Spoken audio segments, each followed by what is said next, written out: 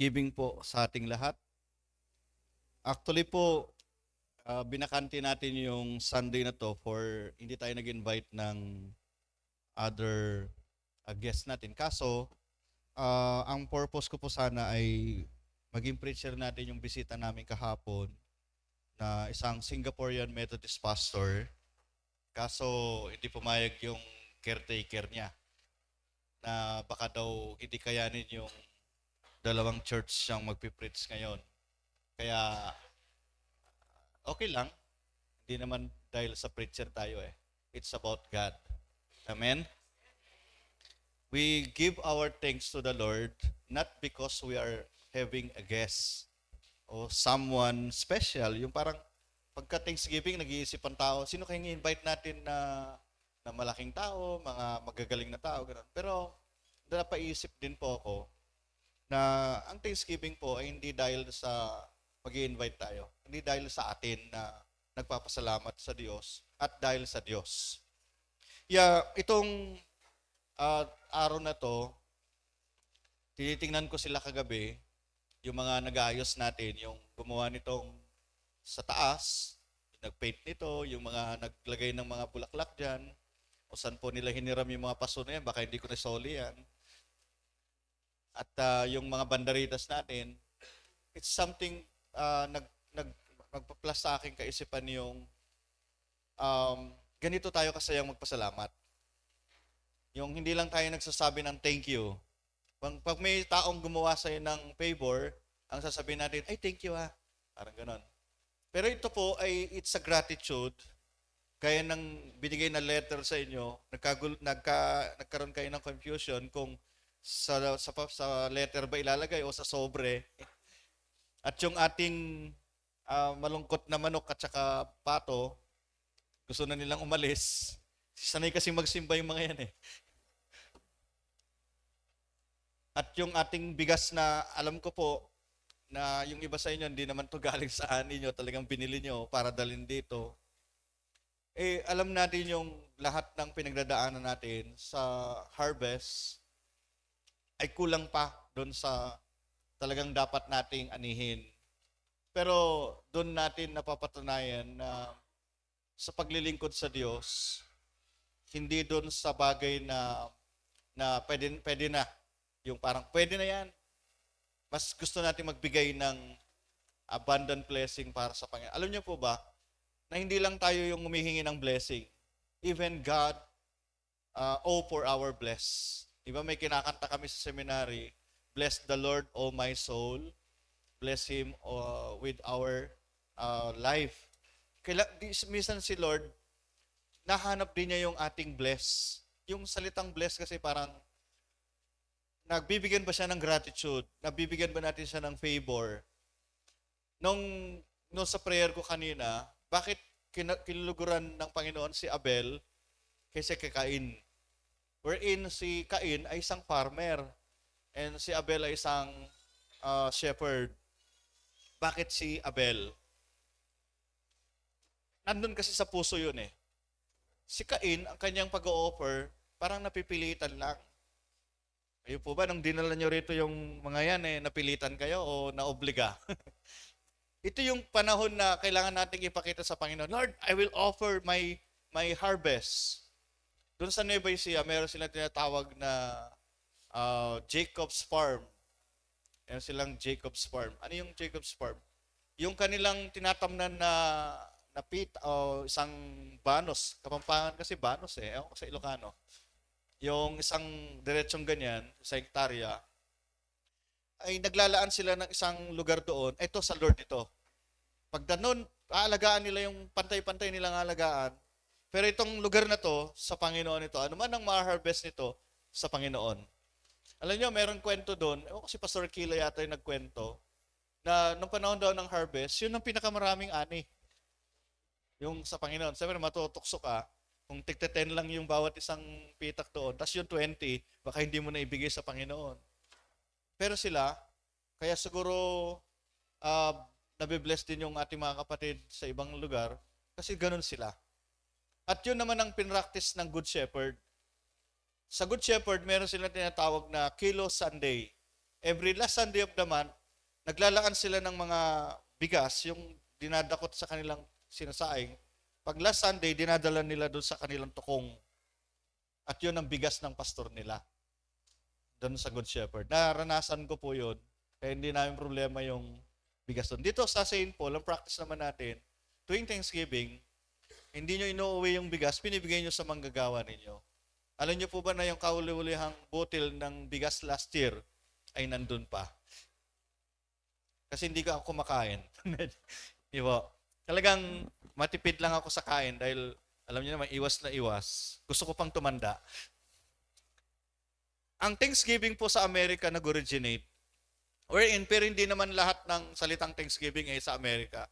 Yung isabihin, yung Thanksgiving Sunday ay diniklara po ni Abraham Lincoln noong 1630, wherein si Abraham Lincoln po ay, kung naalala ninyo, siya po yung a man of failures.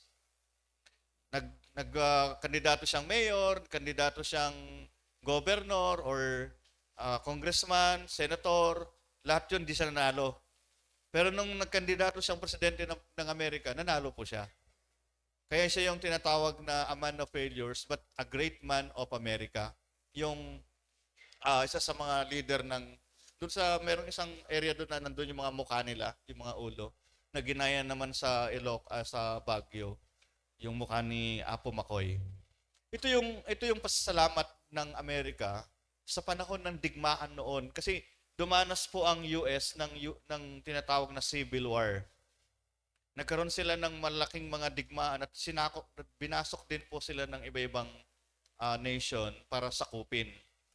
Ngayon, tingnan ninyo, dahil sa kanilang tradisyon, sa kanilang kaugalian na mag-Thanksgiving, ang tawag nga nila doon Turkey Day.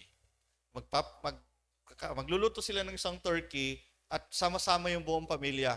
Yung mga nasa malayo, uuwi para lang kumain ng turkey sa hapagkainan. Yun ganun kahalaga ang Thanksgiving. Tayo naman, hindi turkey, kundi pato at manok. Yan. Yung iba naman, pwede na yung sardinas. Basta may sibuyas. At ito'y isang tradisyon o kaugalian natin. Sana po, huwag niyong aalisin. Kahit sa susunod na generation, kahit sa mga generation na mga sumayaw, ito po ay ipairal natin sa kanila. Because this is a grateful attribution natin para sa Panginoon. Yung teksto natin, ay tungkol po ito sa judgment. Last Sunday, tungkol po sa judgment din. Kung naalala niyo yun. Ang Panginoon, darating siya. He's coming. And I don't know when. Darating siya upang hatulan ang mga tao. There are two types of people na taharap sa Panginoon. Yung mga matuwid at saka yung mga baluktot. Yung mga matuwid, yung ni-righteous people, yung inaring matuwid ng Diyos. Kaya nga sabi daw ng mga Aita, sila lang daw ang maliligtas. Sabi niya kasi sabi ng Romans, walang matuwid. Wala kahit isa. Pero yung tinasabing matuwid, yung kulot nila. Yan. Pero ito naman, ang mga harap sa Diyos, yung mga matuwid at saka yung mga sinumpa. Itong dalawang uri ng taong ito, they have the same question. Pareho sila ng tanong. Ang tanong kasi nila, kailan? Yung kay Kuya Arnold noon, nung sunrise noon, ang tanong ni Kuya John Mariano sa kanya, sino? Yan. Ito naman, kailan? Kailan po namin kayo nakitang nagutom? Kailan namin kayo nakitang nauhaw? Kailan namin kayo nakitang nakahubad na walang maisuot? Walang kayo nakulong? Kailan kayo nagkasakit at amin dinalaw? This is a question of did o gawa. Sabihin nga po natin, gawa. Alam natin na ang salvation po, it's not by works, it's not by good works. Salvation is through grace of God, through our faith. Yung kamatayan ni Kristo sa krus ng Kalbaryo, yun ang magliligtas sa atin, hindi yung good works. Kaya yung gumawa ka ng mabuti, hindi nakapagliligtas yun. But yun ang bunga ng ating pagkaligtas. Kaya tayo gumagawa ng mabuti kasi meron na tayong assurance of salvation. That is our doctrine. Hindi tayo nagsisimba, hindi tayo naggumagawa ng mabuti para maligtas lang tayo. Kaya tayo nagsisimba, kaya tayo nagdumagawa ng mabuti, kasi alam natin na niligtas na tayo ng Panginoon. That our sins already paid. Pinayaran na po yan. Kaya nga, sa Methodist Church, wala pong nakapako sa krus. Kasi bayad na yan. Wala na tayong gagawin pa dapat para maligtas. Kundi, gumagawa tayo ng mabuti kasi tayo po ay naglilingkod sa Panginoon at naglilingkod sa isa't isa. Kaya nga yung symbol ng cross, it's the relationship of Christ, the man to God, yung diretso, yung vertical. Tapos yung horizontal niya, yun yung relationship natin. Kaya tayo nagmi-minister to one another. Itong parable na ito ng ating Panginoon ay na-lecture kahapon nung pastor na Singaporean. Kamukha lang siya ng Pilipino.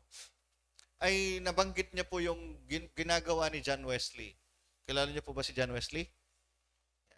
Si John Wesley po ay siya po yung tinatawag na father of Methodist movement. Hindi siya nagtatag ng church. He did not intend to build o para magkaroon ng isang bagong simbahan. But ang ginawa kasi ni John Wesley, ipinakita niya na ang simbahan ay hindi lamang isang struktura, hindi lamang sa isang grupo ng mga tao, kundi ito ang simbahan na may concern, may pagmamahal sa kapwa at mayroong malasakit sa kapwa. At yun ay in pattern of what Jesus did. Naalala niyo si Jesus? Yung mga oppressed, yung mga kinatakwil ng lipunan, mga makasalanan, yung mga may karamdaman, yung mga publikano, hindi sila tanggap sa lipunan noon. Pero sila ang inabot ng Panginoon. Di ba sabi niya, hindi na parito ang doktor para sa walang karamdaman, kundi siya ay pumunta para sa mga makasalanan. That was John Wesley did during that time. Pumunta siya sa mga minahan, pumunta siya sa mga kulungan, nagpupunta siya sa mga ospital, sa mga balo, sa mga widows. He expressed a relationship with them. And ang tawag po natin dyan sa atin ay social holiness. Napost ko po minsan, pero inalis ko na kasi nagre-react yung mga hindi natin ka-church. Ang holiness po, hindi yung marunong ka lang mag-praise and worship o marunong ka mag-praise the Lord, marunong ka manalangin lagi, magbasa ng Bible. That is holiness. But it's not just an holiness. Holiness is meron kang pagmamahal sa kapwa. Kaya nga yung pangalawang utos, di ba? Ibigin mo ang iyong kapwa gaya ng iyong pag-ibig sa sarili. Pagmamahal sa Diyos. Ang pagmamahal sa kapwa. Kaya sabi niya rito, kailan po namin kayo nakitang nagutom at kanya aming pinakain? Ano sabi niya? Kung ano ang ginawa mo sa mga abang kapatid kong ito, ay ginawa mo sa akin. Pinag-uusapan namin doon, it is intentional o unintentional. Minsan meron mga intentional, yung magko-conduct sila ng feeding program, magdadala sila ng mga kung ano mga giveaways, ganun. Katulad ginawa kahapon ng mga WSCS, nagpadala sila ng mga indigents. Kaso, kukunti lang naman na mabibigyan, pero talagang ganun ang budget eh. Pero yung sinasabi nating social holiness, yung hindi natin inaakala na nakagawa pala tayo ng mabuti. Katulad nung panahon ng dengue, nangangailangan ng dugo, may nagdo-donate ng dugo. Nangangailangan ng pambayad sa ospital, meron tayong mga nagko-contribution. Meron tayong binaabot. That is social holiness. Hindi tayo puro lamang sa kabanalan. But we perform loving others. Hindi intentional. Bibigyan ka namin ng tulong para magmembro ka sa amin. Ha? Hindi po ganun. Alam niyo, ang mga Methodista, isa sa mga inahangaan kong personality niya, nagpupunta sa mga lugar, mga slums. Meron tayong church sa Smoky Mountain. Yung pastor doon ay siguro mas mauna sa amin.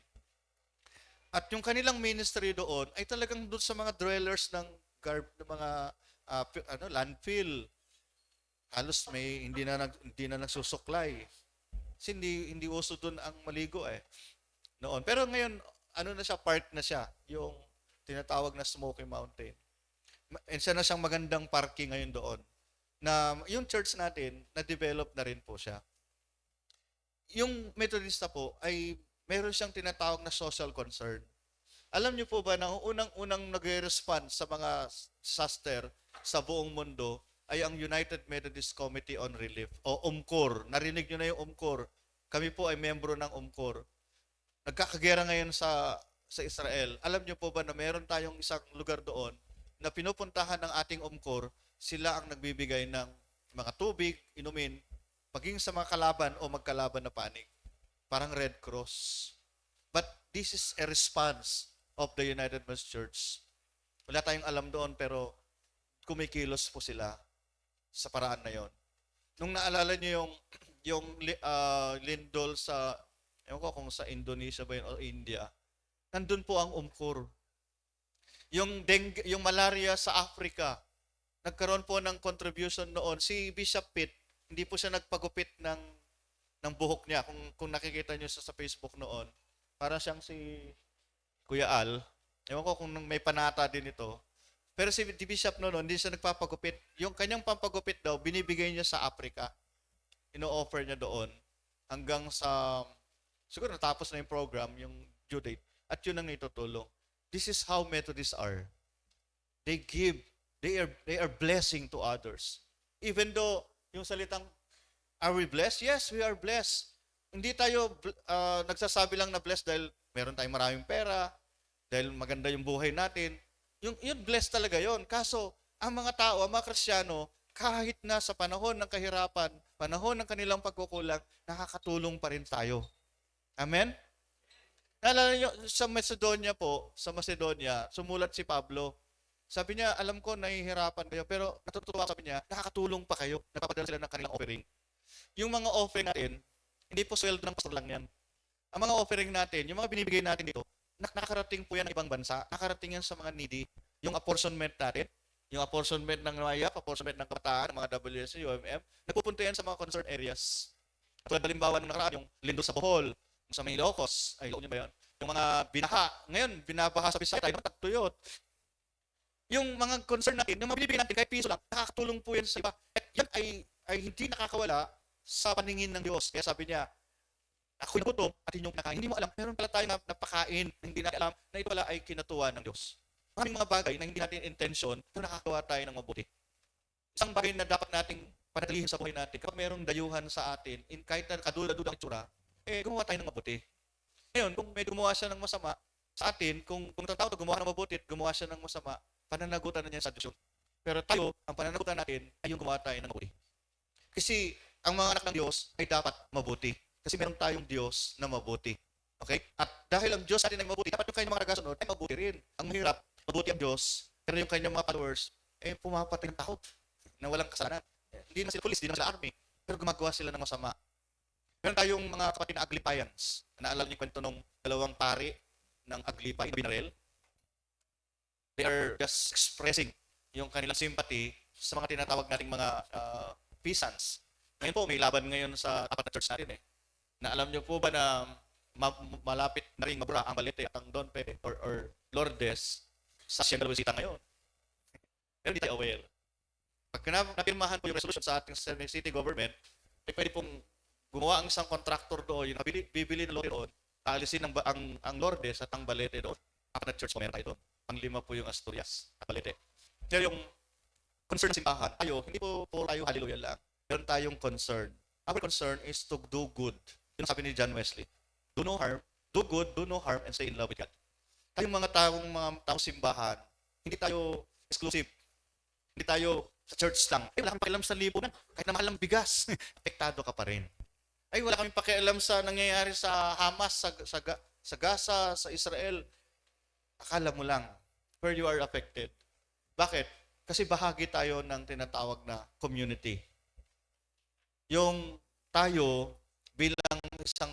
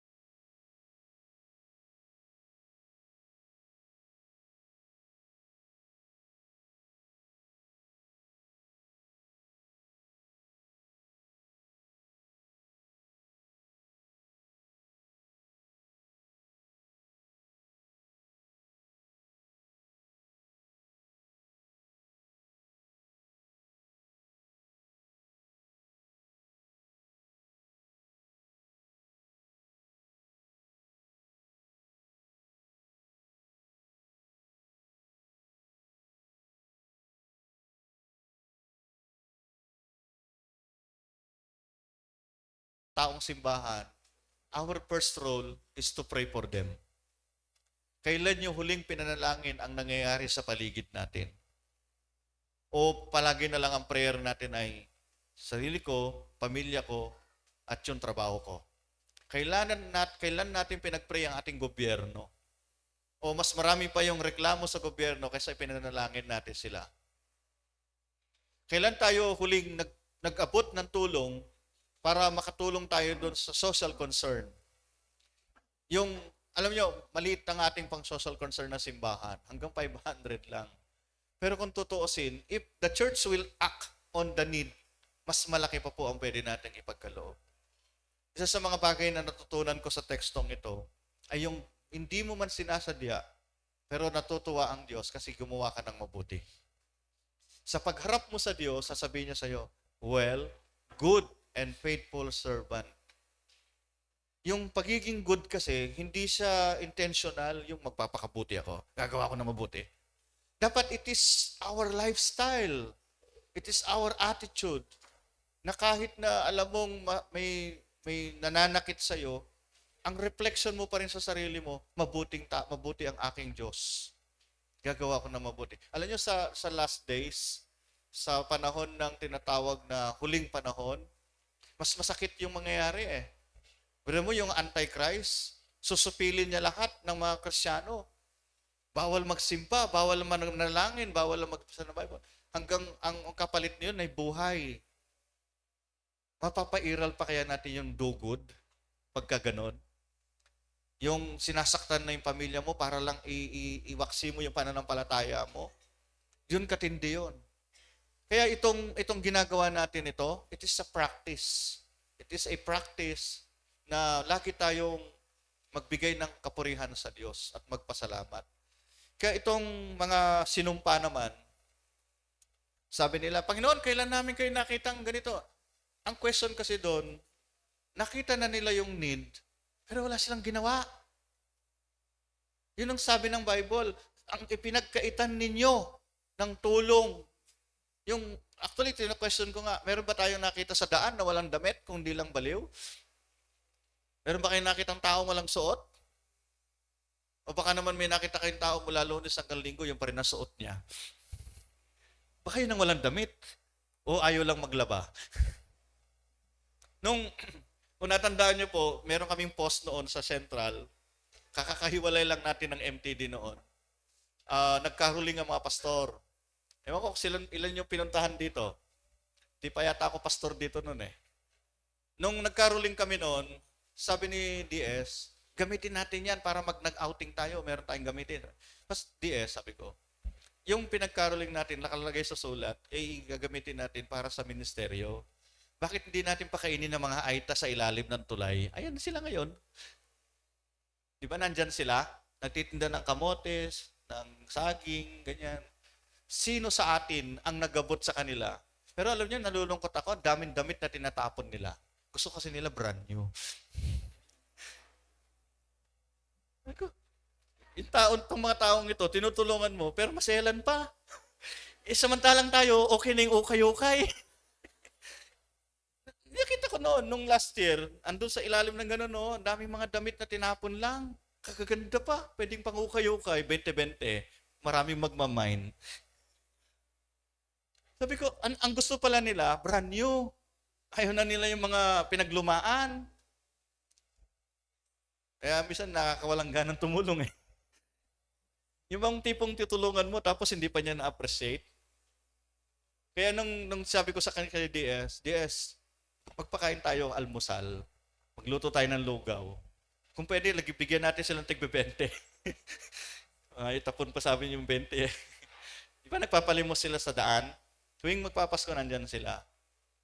Ako ang lagi kong turo, huwag nyo silang bibigyan ng pera. Ibili nyo sila ng McDo o kaya burger ng Jollibee para kainin nila. Kasi ang hinihingi lang naman nila pagkain eh, di ba? Hinihingi nila para may pagkain daw sila. Hindi naman sila humihingi pambili ng cellphone eh. Pero alam nyo, I was 3 years akong nasa bundok. Kung meron mang mayaman kaysa sa atin, sila po. Nasa kanilang bundok. Nasa kanilang lawa. Yung tinatawag na tambo, Maghukay ka doon. Alam niyo yung paros-paros? Yung tulyang bilog, yung ganan. Ano ba sa Ilocano yun? Bildat? Ay, hindi. Ha? Alam niyo po, 3 taon ako doon. Pag ginanon mo yung kamay mo, alisin mo yung buhangin para makita mo yung ano, di ba? Pero doon hindi. Alisin mo yung mga ganun para makita mo yung buhangin. Ganon karami meron sila. At ang isda nila na maya-maya ay silaki ng 25 kilos. Gayon kayaman ang bundok. At ang saging nila, hindi mo pwedeng kainin ng bunga. Kasi puro buto. Pero pwedeng gawing wine. Pwedeng gawing ketchup.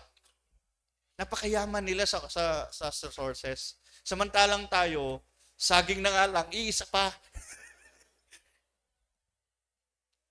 Mamaya paggawain pa natin yung bunga pag nahinog. Pero sila po, all resources nasa kanila. Nasa kanila ang aircon. Punta ka lang sa ilalim ng puno, malamig na. Nasa kanilang ilog. Sa kanila yung mga Koreano, mga Amerikano na tumutulong sa kanila. Kasi 3 years, isang taon po ako naging project officer ng isang NGO. Nagbibigay ng scholarship sa mga bata, kalabaw, ng family planning for them. Ang daming support from abroad. Napakayaman nila.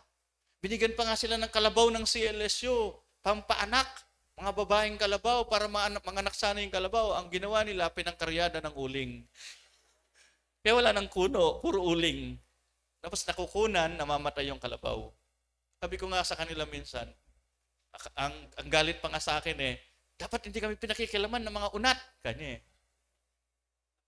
Ilocano din naman ako. Mga kapatid natin, kung hindi nila naintindihan yung tulong, talagang mawawalan ka ng gana. Pero ito ang kasalanan dapat na ayaw ng Panginoon, yung magkait ka ng tulong. Tulungan mo, hindi niya appreciate, hindi niya pinaalagahan, pabayaan nyo lang. Basta importante, tumulong ka. Meron akong naalalang kwento, pero sana wala dito sa St. Paul. Meron daw isang membro nag-donate ng keyboard sa church, dinonate niya. Ano sabihin ng dinonate? Sa church sa pag-ari. Pero nung natampo, kinuha yung keyboard, akin yan. Alam nyo, pag nagbibigay ka sa Panginoon, hindi na sa'yo yan. Kahit ang gawin nila sa keyboard na yan, kahit sirain pa nila yan o basura pa yan, importante, binigay mo. Siyempre naman, concern dapat ng church, alagaan yung binigay. Kaya dito sa church natin, dapat alagaan din natin yung binibigay kasi nasasaktan yung nagbibigay. Sa kulipat noon, may nagbigay ng LCD. Q ata yung pangalan nun? Q na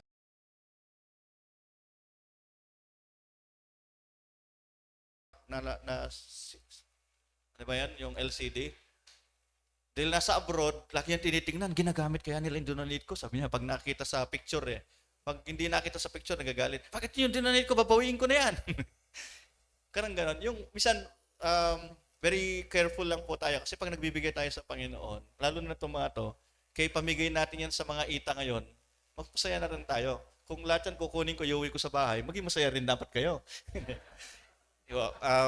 Ito yung concern natin sa buhay. Bilang Kristyano, we must love the Lord with all our heart, with all our soul and spirit and strength.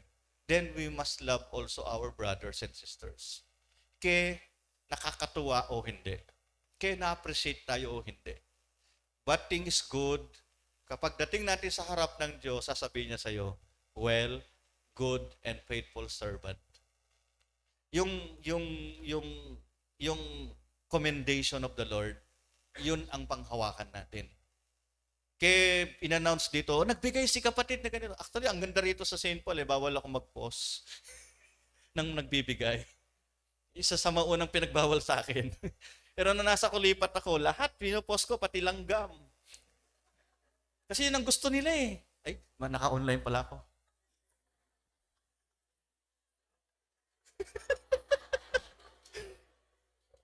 Sorry po Hindi, meron kasing church na lalo silang nagbibigay pag naipopost. Kahit tinan yung mga pastor na kasama ko, pinopost nila kahit nga 20 pesos lang yung nandun sa sobre. Kasi mas lalong dumadami nagbibigay. Pero dito sa St. Paul, pinagbawal sa akin yung, huwag mong i-post, pastor Pero hindi rin gaano nagbibigay yung iba. Pero lang. Yung tipong, kaya magtataka kayo, hindi ako nagpo-post ng mga binibigay. Kasi isa sa mga kino-concern natin, Baka meron magsabi na, porke mo maliit yung binigay ko, hindi nyo pinost. Ganun. Kaya hindi ako nagbibigay, kaya hindi ako pinopost. Niiwasan natin yung makasakit din. Pero alam nyo, lahat yan, nakasulat po sa listahan ni Pedro. Nasa picture po yan. Naka-picture po yan. At ginagawa ko po yan pag malapit na ako umalis. Pinopost ko na sa harap natin. And ito yung mga bagay na dapat nating panghawakan. The Lord, na-appreciate natin yung ginagawa natin ng buong puso. Hindi tayo publicity type. Yung parang, naalala, meron sa Facebook yung nagdo-donate, nagbibigay ng bigas, tapos naka-t-shirt yung lumabas. Ay, sabi niya, di, pumasok siya uli. Tapos, nagbihis siya na mas maporma pa siya sa nagbibigay. Pinalitan niya ngayon. Oh, salamat po. Minsan, may publicity ganon. Tayo po, isa sa mga ugali natin, kahit hindi tayo nabo-broadcast, si Lord naman po, nakikita niya. Na-appreciate ng Panginoon yan. At lahat ng bagay na ginawa ninyo, ako na, isa sa mga nangangaan ko sa inyo, hindi nyo ko paalisin na wala kayong Sharon sa akin. Pinapadala nyo ako. Kahit kumain na ako, padadalhin nyo pa ako. Nakakaabuso na kayo. Kaya tumataba ako eh. Sabi ng mga miyembro doon, ba't tumataba ka, pastor? Kasi nawalan ako ng stress. Kayo na lang na-stress sa akin. Kaya mga kapatid, isa sa mga bagay na dapat nating pasalamatan at laging gawin ay yung huwag tayong magsawang gumawa ng mabuti. Hanggang may pagkakataon kayong gumawa ng mabuti, gawin niyo yung mabuting tama yung isabihin, kung gagawa man kayo ng mabuti, yung talagang nakakabuti. Hindi nakakabote nakakabuti. Yung nakakatulong sa tao. Huwag niyo silang ipamper. Huwag niyo silang ikonsentihin. Kundi yung bigyan natin sila ng tamang direksyon. Nagugutom, pakainin. Huwag bigyan ng money. Baka doon susan-san pang sakla pa yan. Pag silang may damit, bigyan nyo ganyo. Ayaw nila ng ukay-ukay. Pero kung meron naman po kayo ayos-ayos, bibigay natin. At kung sila po ay na-hospital, danawin natin. Hindi nyo mamayang wala na siya, doon tayo dadalaw. Diba? Kailangan dalawin natin to give encouragement. Kaya tama yung ginagawa natin kay Tatay Lino, minsan pinibisita natin sila to encourage our brothers and sisters. Kayo din po, pag may problema kayo, sabihin nyo lang, dadalawin namin kayo. Lalo na kapag meron kayong daan, dadalawin namin kayo. At kung meron na po tayong dayuhan na hindi taga rito, at siya po ay nakasita sa, wini-welcome natin. Kaya tingnan nyo sa Timorly, na nabigla siya, wini-welcome natin. Ganun tayo mag-appreciate ng mga kasama natin. Sa pagay, sa St. Paul po, walang bisita. Lahat kapatid, lahat kapamilya. At wala tayong piniklingan, walang pinoprotektahan. Pawang sa Diyos lamang ating serbisyo. Okay? Tayo malangin. Lord, salamat po sa opportunity na kami po ay ginagamit mo to do good. Even though minsan, Panginoon, hindi kami ganun karaming pwedeng ipagkaloob or ma-share, sapat lamang ito sa aming pamilya, sa aming sarili. Pero that in spite of this, O Lord, kahit sa maliit na paraan, ay ginagamit mo kami sa paglilingkod. Salamat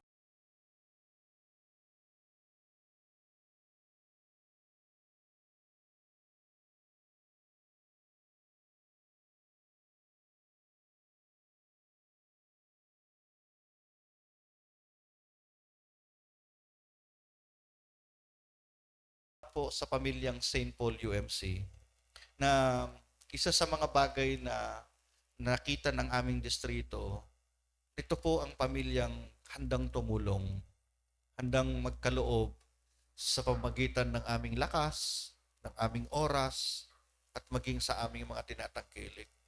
I-bless mo, Panginoon, ang iyong maanak at bawat maabutan namin ng tulong, nawa, Panginoon, ay mabigay lugod sa iyo, Panginoon, ito.